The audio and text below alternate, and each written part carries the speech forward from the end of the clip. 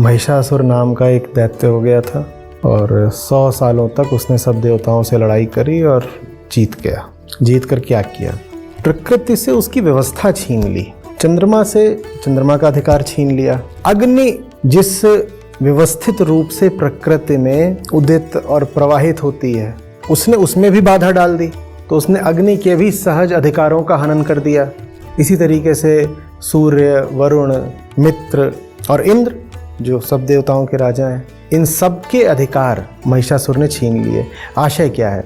अब ये कोई ऐतिहासिक घटना तो है नहीं, ऐसा तो है नहीं कि जो बात हो रही है वो इतिहास से कहीं आगे की और इतिहास से बहुत ऊंची बात है। वो आशय ये है कि जब अहंकार बहुत बढ़ने लग जाता है, बढ़े हुए अहंकार को ही कहते हैं उसका राक्षस हो जाना, तो वो प्रकृति का शोषण करना शुरू कर देता है और प्रकृति की सारी व्यवस्था को छिन्न भिन्न नष्ट भ्रष्ट कर देता है। तो वो वनों से वनों का अधिकार छीन लेगा, पक्षियों से पक्षियों का अधिकार छीन लेगा, पशुओं से पशुओं का, वो व्यवस्था उसने नष्ट कर दी, बदल दी।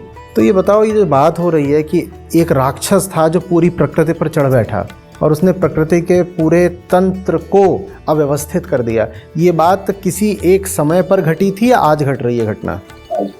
ऐसा लगता है जैसे कोई भविष्य दृष्टा हो, ग्रंथकार, और उसने सब देख लिया हो कि भविष्य में ऐसा होगा और वो बात वहाँ लिख दी है।